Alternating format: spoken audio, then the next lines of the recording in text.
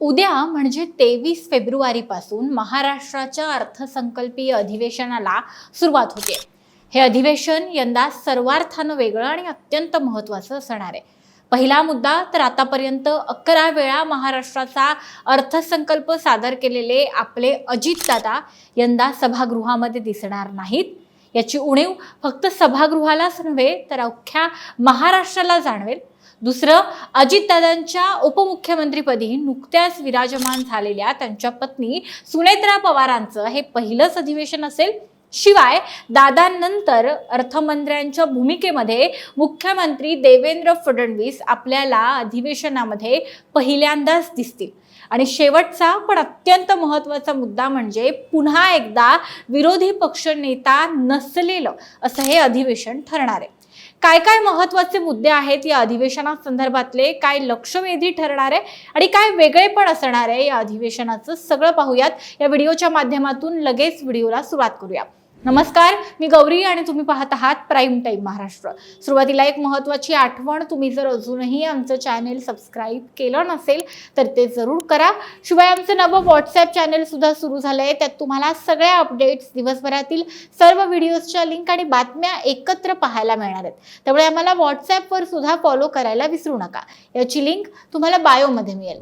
28 जानेवारी रोजी बारामतीमध्ये झालेल्या भयंकर विमान अपघातामध्ये आपण आपल्या राज्याचे उपमुख्यमंत्री आणि अर्थमंत्री अजितदादा पवार यांना गमावलंय। मला आठवतंय की गेल्याच वर्षी दादांनी महाराष्ट्रासाठी 11वा अर्थसंकल्प सादर केला होता, पण तोच अर्थसंकल्प हा अखेरचा ठरेल असं कुणालाही स्वप्नातही वाटलं नव्हतं। आपल्याला सर्वांनाच अजितदादांना मुद्देसूदपणे आणि अधूनमधून कविता आणि गमती-जमती करत हलक्या फुलक्या पद्धतीनं अर्थसंकल्पासारखा एक अत्यंत कठीण विषय सहजपणे हाताळताना आणि मांडताना पाहण्याची आतापर्यंत सवय आहे। यंदा हे चित्र महाराष्ट्राला दुर्दैवानं दिसणार नाहीये।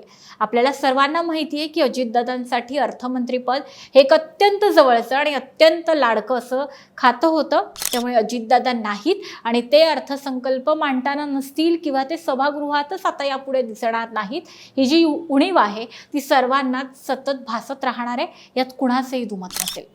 आता दुसरा मुद्दा म्हणजे अजितदादांच्या याच अर्थमंत्रीपदाची जबाबदारी यंदा राज्याचे मुख्यमंत्री देवेंद्र फडणवीसांनी उचललेली आहे। त्यामुळे दादांच्या जागी यंदा देवेंद्र फडणवीस हे आपल्याला महाराष्ट्राचा अर्थसंकल्प सादर करताना दिसतील। खरं तर उपमुख्यमंत्री पदासह अजितदादांकडे असलेली त्यांची सर्व खाती ही सुनेत्रा पवारांकडे गेली, पण अर्थ खातं गेलं नाही। याचं कारण फडणवीसांनी असं सांगितलं की अर्थसंकल्प हा तोंडावर आलाय आणि हे खातं समजून घेण्यासाठी किंवा अर्थसंकल्प सादर करण्यासाठी, त्याचा अभ्यास करण्यासाठी फार मोठा कालावधी जाऊ शकतो आणि त्याचमुळे तुर्तास तरी हे खातं फडणवीसांकडे राहणार आहे, ही जबाबदारी फडणवीसांनी घेतलेली आहे। खरं तर मार्च 2023 मध्ये जेव्हा एकनाथ शिंदे हे मुख्यमंत्री होते तेव्हा उपमुख्यमंत्रीपदी आणि अर्थमंत्रीपदी देवेंद्र फडणवीस होते आणि तेव्हा म्हणजे 2023-24चा जो अर्थसंकल्प होता तो अर्थसंकल्प देवेंद्र फडणवीस यांनी मांडला होता आणि तो फडणवीसांनी मांडलेला खरं तर पहिला अर्थसंकल्प होता। मात्र तेव्हा ते मुख्यमंत्री नव्हते। तुम्हाला आठवत असेल तर तेव्हा अजितदादा हे विरोधामध्ये होते, म्हणजेच महाविकास आघाडीमध्ये होते आणि दुसरीकडे एकनाथ शिंदे मुख्यमंत्री आणि उपमुख्यमंत्री तथा वित्तमंत्री देवेंद्र फडणवीस होते। पण यंदाच्या वर्षी देवेंद्र फडणवीस हे पहिल्यांदाच मुख्यमंत्री म्हणून आणि वित्तमंत्री म्हणून राज्याचा अर्थसंकल्प सादर करतील। 6 मार्च 2026 रोजी विधानसभेमध्ये मुख्यमंत्री देवेंद्र फडणवीस हे महाराष्ट्राचा अर्थसंकल्प सादर करतील, तर विधान परिषदेमध्ये हाच अर्थसंकल्प वित्त राज्यमंत्री आशिष जयस्वाल हे मांडणार आहेत अशी माहिती मिळते। आणि यानंतरचा मुद्दा आहे तो सुनेत्राताई पवार यांचा। अजितदादांचं अर्थ खातं सोडलं तर उपमुख्यमंत्री पदासह इतर सर्व खाती ही आता सुनेत्राताई पवार यांच्याकडे आहेत आणि ही पदं ही स्वीकारल्यानंतरचं सुनेत्राताईंचं हे पहिलं अधिवेशन असणार आहे।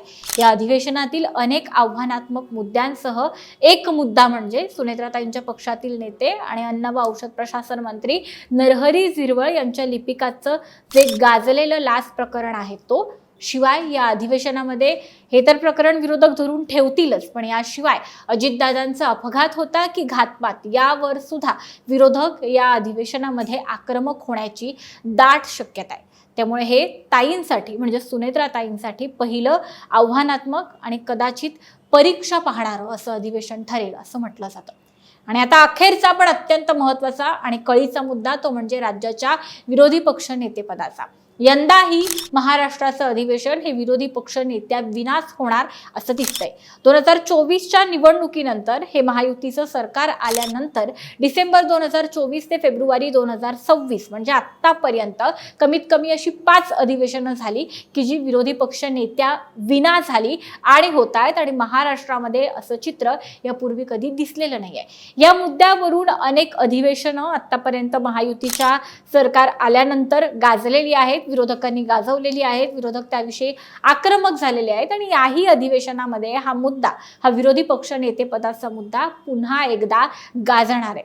2024च्या विधानसभा निवडणुकीनंतर विरोधी पक्षाकडे एकत्रित असं 46हून अधिक आमदारांचं संख्याबळ आहे, पण एकाही पक्षाकडे विधानसभेच्या 288 जागांपैकी 10% आमदार नाहीत. म्हणजे 29 आमदार हे कुठल्याही एका पक्षाकडे स्वतंत्रपणे नाहीत. आणि त्यामुळे हेच कारण देत सरकार विरोधी पक्ष नेत्याचं हे गोडं अडवून ठेवते.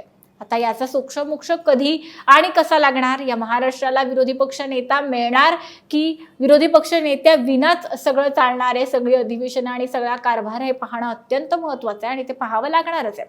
आता वरील हे सगळे मुद्दे जे काही आहेत, म्हणजे पहिला तर अजितदादांशिवायचं अधिवेशन, देवेंद्र फडणवीस हा अर्थसंकल्प मांडणार, हा मुद्दा, सुनेत्राताईंचं पहिलं अधिवेशन आणि विरोधी पक्ष नेतेपदाचा कळीचा मुद्दा, या 4 मुद्द्यांसह आणखी अनेक मुद्दे म्हणजे महिला, युवक, शेतकरी, ज्येष्ठ नागरिक यांचे प्रश्न, शिक्षण, आरोग्य, रोजगार यासारख्या भागांमध्ये, यासारख्या विभागांशी संबंधित असलेल्या अत्यंत महत्त्वाच्या घोषणा, मुद्दे, योजना या सगळ्या संदर्भामध्ये सरकार आपल्या या अधिवेशनातून, या अर्थसंकल्पातून काय मांडतं आहे, काय सर्वसामान्यांना देता आहे, कशा पद्धतीनं न्याय करता आहे, कुठल्या कुठल्या चांगल्या किंवा समाधानकारक आणि असमाधानकारक गोष्टी या अर्थसंकल्पातून समोर येतील, हे सगळं पाहणं अर्थातच महत्त्वाचं आहे. आणि सगळं आपण वेळोवेळी जाणून घेणार आहोत. उद्यापासून सुरू होणाऱ्या राज्याच्या या अर्थसंकल्पीय अधिवेशनाकडे आपलं बारीक लक्ष राहणार आहे.